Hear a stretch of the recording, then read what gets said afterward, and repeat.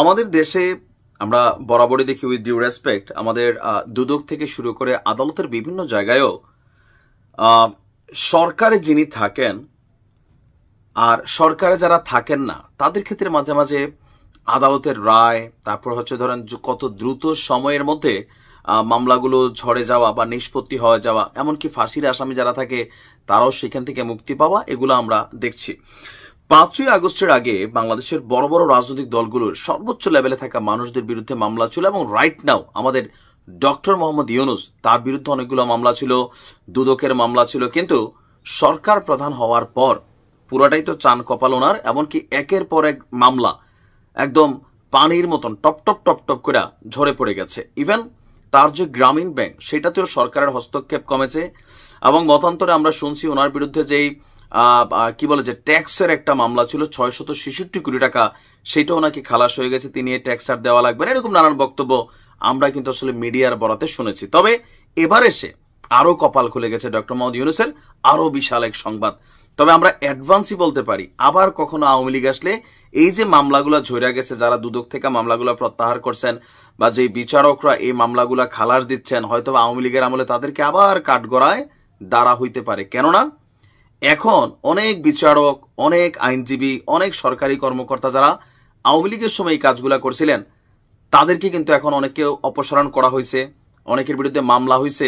So এটা আমাদের দেশে একটা কমন ট্রেন্ড যে ক্ষমতায় যিনি আসবেন অথবা আছেন তার সব পানির মতন ঝইরা যায়। যেমন শেখ হাসিনার বিরুদ্ধে এবং বেগম খালেদা জিয়ার বিরুদ্ধে 111 সরকারের সময় যে মামলা হয়েছিল, তারেক রহমানের বিরুদ্ধে আওয়ামী লীগ ক্ষমতায় আসার পরে শেখ হাসিনার সব মামলা শেষ হয়ে গেছিল, কিন্তু তারেক রহমান এবং বেগম খালেদা জিয়ার মামলাগুলো কিন্তু চলমান ছিল।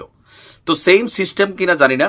তবে আজকে আমরা দেখছি প্রধান উপদেষ্টা ডক্টর মোহাম্মদ ইউনূসের বিরুদ্ধে মানি লন্ডারিং প্রতিরোধ আইনে দায়ের করা মামলায় অভিযোগ গঠনের আদেশ বাতিল করে দিয়েছে হাইকোর্টের অ্যাপেল বিভাগ।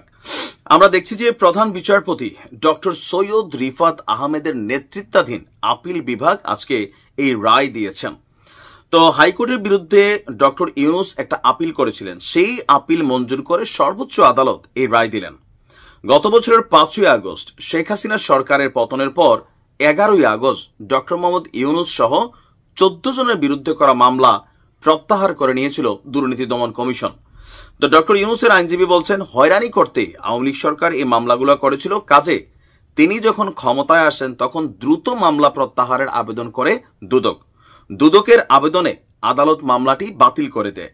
এই প্রক্রিয়ায় মামলা বাতিল বেসিক্যালি ডক্টর মোহাম্মদ ইউনূস চাননি, আইনজীবীদের আইনি লড়াইয়ের নির্দেশনা তিনি দিয়েছিলেন, কিন্তু দুদক নিজেই সব মামলা প্রত্যাহারের জন্য তারা চেষ্টা করছে। এখন এইটাতেই মাঝে মাঝে অনেকে আমরা ওই যে বলি না যে ক্ষমতায় যিনি থাকেন তার আশপাশে সবকিছু কেমন জানি সাদা পবিত্র হালাল দেখা যায়, আবার একই লোক একই ব্যক্তি যখন ক্ষমতা থেকে সরে যায় তার বিরুদ্ধে মামলার পর মামলা। এখন যেমন ধরেন আওয়ামী লীগের সভানেত্রী শেখ হাসিনা থেকে শুরু করে প্রত্যন্ত গ্রাম অঞ্চলে থাকা আওয়ামী লীগের নেতাকর্মীদেরকে রাজনৈতিকভাবে আবার অনেক সময় সঠিকভাবে গণহারে মামলা হচ্ছে।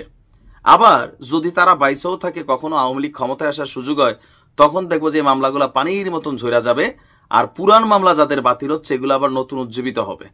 আসলে বাংলাদেশের সিস্টেমটার মধ্যেই কিছু জিনিস এখনো সংস্কার হয়নি।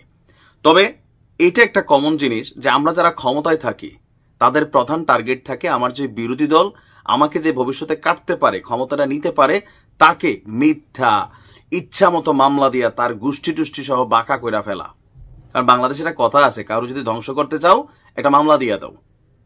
তো যাই হোক, ডক্টর মোহাম্মদ ইউনূসের জন্য এই মুহূর্তে বিশাল একটা সুখবর যে তিনি তার বিরুদ্ধে যতগুলো মামলা আছে সবগুলো মোটামুটি শেষ। আমার জানা মতে আর হয়তো কোনো মামলা অবশিষ্ট নাই। বেস্ট অফ লাক, ভালো থাকুন।